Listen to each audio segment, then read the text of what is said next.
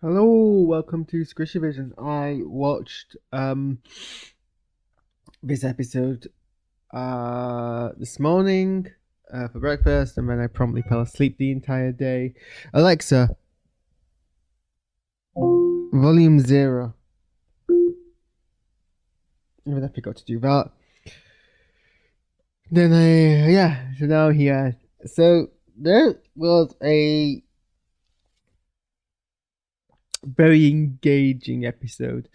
I do like the direction the show is going. It's definitely not like I was expecting something a bit more phoned in, but we're actually getting some decent TV. I think I saw someone on Twitter comment that this show feels more like um serialized TV rather than movie split A parts, and that does feel true. And each episode has a distinct kind of beginning, end, I guess, middle. Um, so props where props are due there. Also less scary than I thought it'd be, which I'm glad for because I am a massive wimp when it comes to stuff like this. So kind of glad that I'm not having to like watch through the fingers most of the time. This was quite scary, but not as like scary as I thought. I was freaking out a lot about I'm not a massive fan of the whole like body horror possessed person thing and the bones cracking. I have a thing about bones cracking, so I thought that was be much worse than it was. Actually, it was fairly fine, so we're all good there with that part. Um, Maybe less so the Salem 7. They're more freaky, but again, so far not too bad. I like the tongue-in-cheek humor. The kind of self-referential aspects was witchcraft. I was gonna say witchdom, and I'm like, that's not the word. Witchcraft.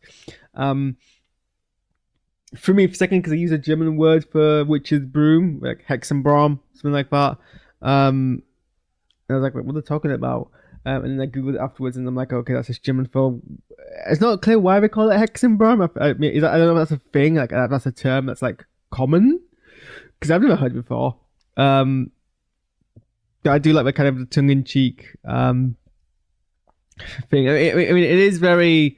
It's not new humor. I've seen other shows do it before. I think Buffy.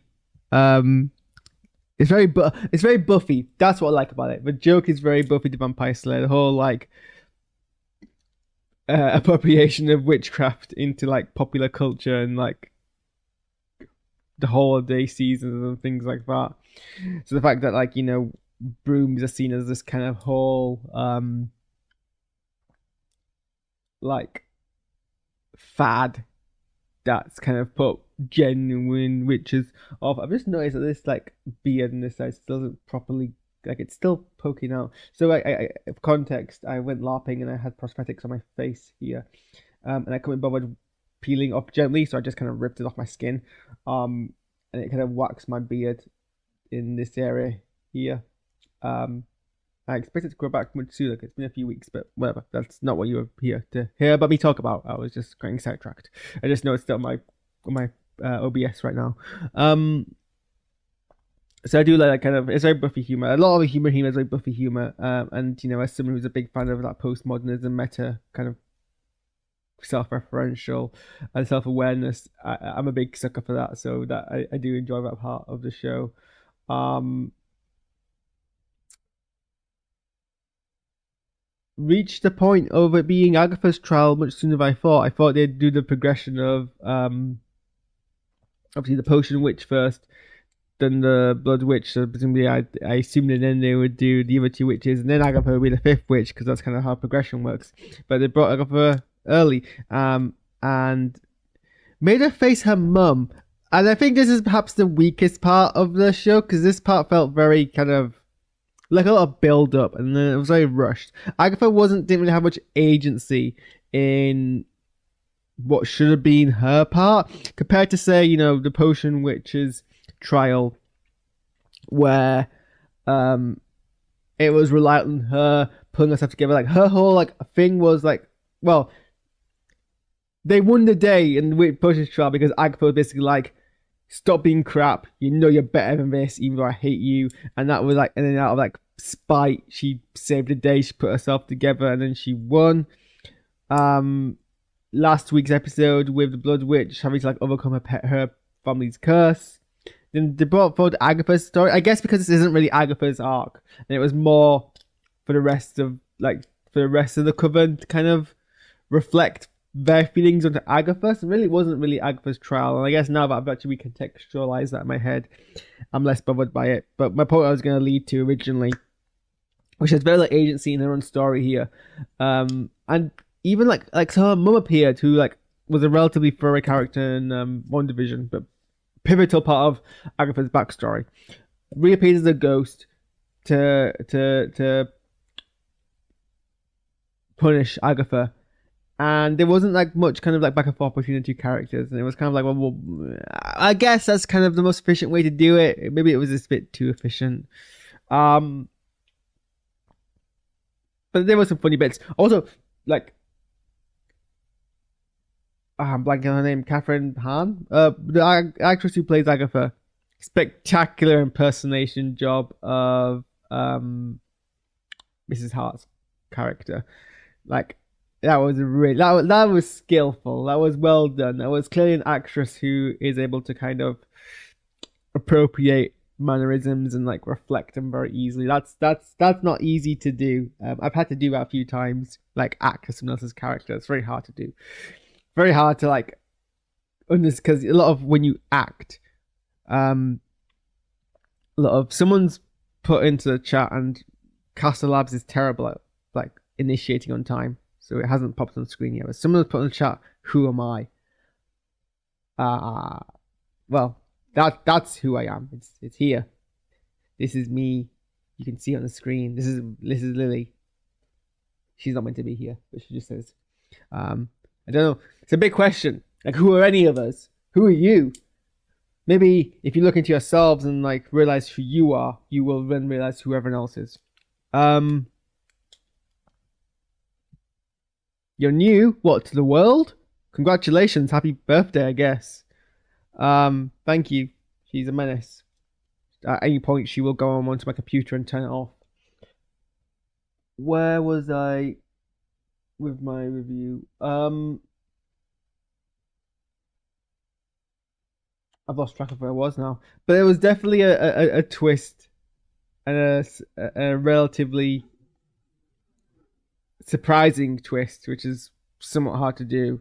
When she killed, I need to start remembering the names of these characters. Alice, yes, you're right. Thank you, Lily.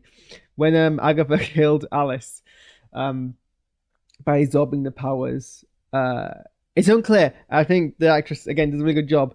I'm not sure if Agatha did like she did the whole thing about like trying to like half-heartedly apologize and like explain that it's an accident. I think that, well, at least she's never finished a sentence, that's implied, and it can go both ways. Like, you can assume that she genuinely didn't mean to do it and just knows it was a very half-hearted apology, so like doesn't really commit to it, or she did mean to do it and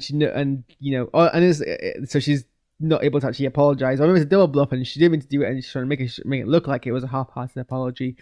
That acting there was very good. But like, I don't know, I didn't expect him to kill killing off Sharon and then replacing her with Rio kind of makes sense narratively. Like, it's kind of a joke and kind of a tragedy, and it kind of shows Agatha is very much kind of manipulative and like happy to throw away lives attitude. Alice was much more of a character we invested in, and last week was like her whole deal, and then she kind of like has this moment where she saves Agatha when no one else is, and then dies, and that's basically the same thing twice, but it's an effective twice way. So I enjoyed. I thought it was a good twist. I don't know if like Alice is gonna stay dead. I can't see a reason why they would bring her back. I don't know what it would achieve with them doing this. But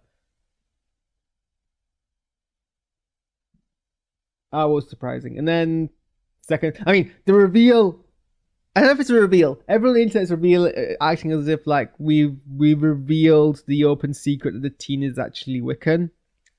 I mean, we're all assuming the teen is Wiccan because that's what everyone was assuming, and everyone was assuming that the teen is Billy, and that's very much a thing that Marvel might be trying to like encourage, so they can actually be like, "Aha, it's not actually Billy. You thought it was Billy, but it's not Billy." And everyone's acting like this reveal is that it is Billy because they've got the same headband, but again, that's not entirely clear. But I think Agatha provokes. I'm gonna call him Billy. Provokes Billy the teen slightly too much, and then they all get thrown into a swamp and they drown. Probably gonna assume they're not actually dead because if you kill off all your cast in that one go, I mean, hey, the rest of the show might just be Billy's show. I can't remember the trailer that well off the top of my head to remember if there's any more kind of this content, but that could just be a twist that the episode goes in. Meant to check before we started streaming, I forgot to. How long this show is meant to be. Where's my mouse? There it is. Agatha all along. Because it is a mini series. And we're episode 5. 9. Okay. I was expecting 8. So there's still like 4 more episodes of this to go. So it can go anywhere. Now my chat has connected. So Sun Zero, if you want to Sun Zero, if you want to say something in the chat, it should appear on screen. That'll be an excellent way to test this thing to make sure it's working. That took 10 minutes into the stream for the chat to connect. It's not entirely useful. I'm talking about the overlay. I have an overlay. When you send a message into a chat, it should appear on my screen. And it takes Caster Labs, the software I'm using, to do that widget. Good 11 minutes to connect, which really isn't ideal because I don't usually do these reaction videos for longer than like 10-11 minutes, so it's a pretty pointless thing to do. Anyway, I'm getting sidetracked. So yeah, the show can go in any direction from this point onwards, I think. It was refreshing because usually by this point, like in a miniseries or a Marvel miniseries, you kind of know. And like Rings of Power, the big problem with Series 2 Rings of Power was season 2 of Rings of Power was its pacing. It was like, I'm like, you haven't built up anything, and then you're all kind of rushing it towards the end. Or rather, it's all build up and no middle act.